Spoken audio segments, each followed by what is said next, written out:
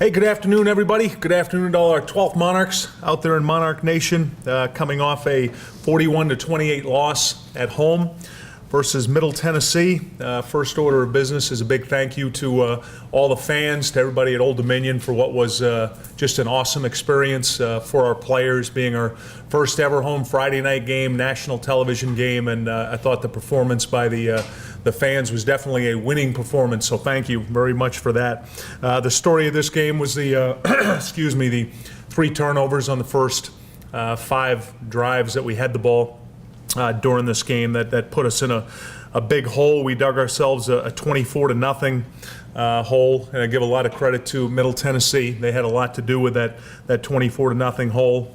With the turnovers and then the punt return they had out of our offensive set that they returned for a touchdown. But I love the way we battled back. We got it to 24-7 right before the half, and then 3 times in the second half we cut the lead to 10 at 24-14, 31-21, and then finally at 38-28. So we kept battling, but being down by 24, it was just too much to overcome. But very impressed with how our team fought throughout for 60 minutes in this one.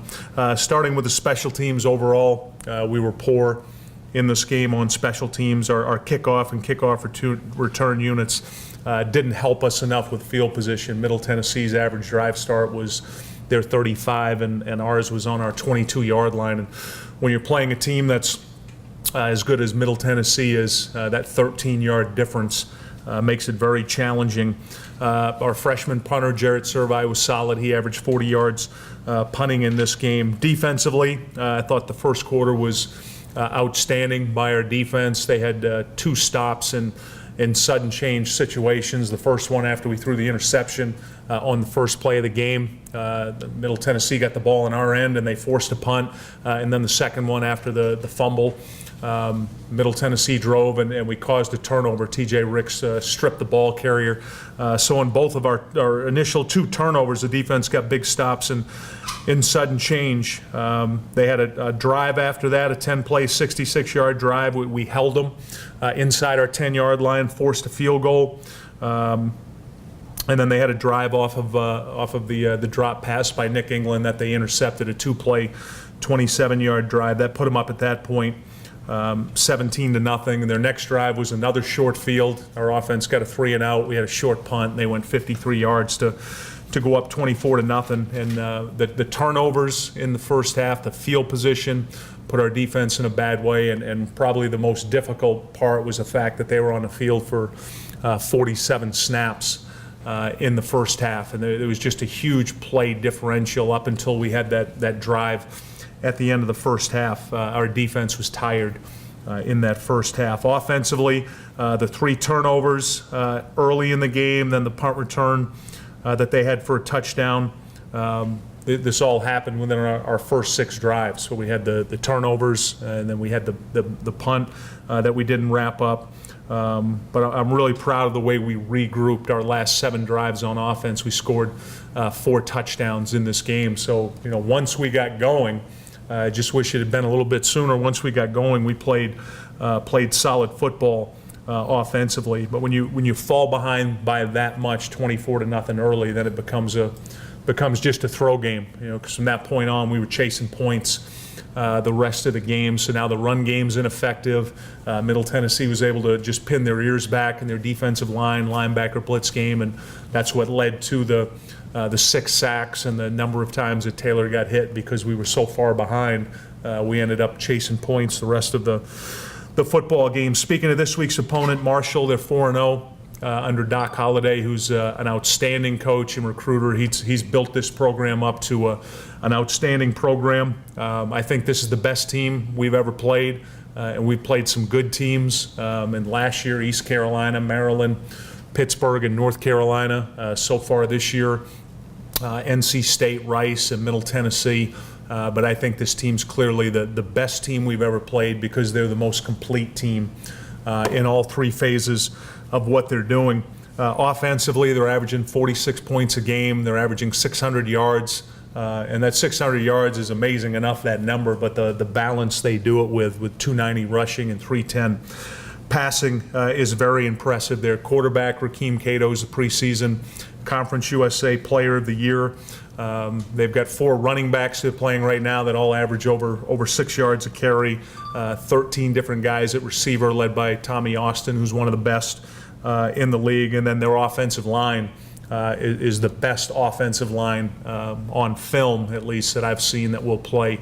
And we played some good ones. NC State was good, Rice, Middle Tennessee. I think these guys are better.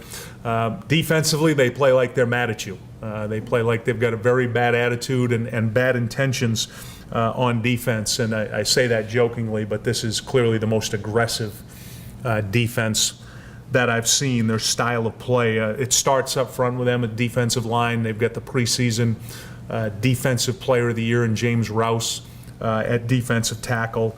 Their defensive end, Myers, is an all-CUSA preseason selection, and that's really where it starts for them. Their aggressive style that they can play throughout their defense is because of how good their defensive line is. At linebacker, McKelvey's an all-CUSA player. You know, as a group, those starting 3 are averaging about 20 tackles a game, which is what you want to see when you've got an aggressive defensive line that eats up the offensive line, that frees up your linebackers. And schematically, they do such a good job with the D-line that allows these linebackers to be great players. And then the secondary, this is the most aggressive secondary we will have played against. They're in your face, playing aggressive. Man coverage, that's their style. They play like they don't have any fear. They've got 4 interceptions so far this year, and more impressively, they've got 21 pass breakups, meaning they're getting their hands on the football. They're aggressively playing man coverage, and they're attacking people with that. In their first 4 games that they've played, they've outscored their opponents 103-6. In the first half. I've never seen anything like that. I mean, the game's literally over by halftime in all 4 games they played, and those 6 points are 2 field goals. Nobody scored a first half touchdown on these guys this year. They're clearly the best team we played in our brief history, and it's going to be a major challenge on Saturday. And I'll take questions. Hey, Bobby, what separates their quarterback, Rakeem Cato? His ability to process information. He's very similar to Taylor Heineke in that he makes very good decisions. You know, they'll call a pass play, and if it's not there, he won't throw it into coverage. He'll tuck it and run, or he'll throw it away. And then in the run game, he's very deceptive. When they run the zone read play, if you don't honor him, he'll take off and run. And he's got a 60-yard touchdown run this year. He's made some big plays with his feet, but it's definitely his decision making. He's a very good decision maker.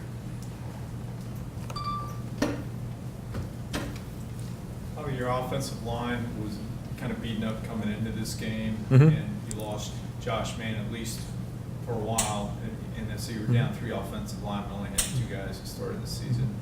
Any chance of any of those guys recuperating and playing this week? Yeah, well, I'm hopeful. We got some good news after the game with Josh. It's just a sprained ankle, so I'm hopeful. He's probably not going to be able to practice this week, if at all, but I'm hopeful he'll be back for a game time. And then Troy Butler and Eli Anderson are probably still a week or 2 away. Any other questions for Coach? You talked about how it turned into a passing game after they got out to a big lead. Was that all that was wrong with your run game? I mean, I think you praised your offensive line Saturday night after the game, but you also said we didn't block well enough to run. Are you concerned about your running game? No, because it's, when you're down 24-0, you're trying to score quickly. And that's what we were trying to do. We were trying to score quickly in that game. And that's really what happened. It turned into a throw game. If it's a closer game, like it should have been early, this should have been a closer football game early. With as well as our defense was playing in this game early, this should have been a closer game. And if it's a closer game, then we're more committed to the run, the play action pass off the run. But when when it's 24-0, you're trying to get back into the game as quick as you can. And we were throwing the ball well. We were catching the ball well. Guys were running the routes really well. Antonio Vaughn was having a super game. They couldn't cover him. So because we were trying to get as many points as we could, as quickly as we could, we went strictly with the pass game at that point. But I'm very confident we can run the ball. You know, we've proven we can run the ball, and we will. We'll get back to that. We need to be a balanced team. But when you fall behind that quickly, you got to try to get some points. Thank you. Anything else for Coach? All right, appreciate you all coming. Thank you, 12th Monarchs. Again, outstanding performance by you, and we'll look forward to seeing you Saturday at SB Ballard Stadium, noon kickoff.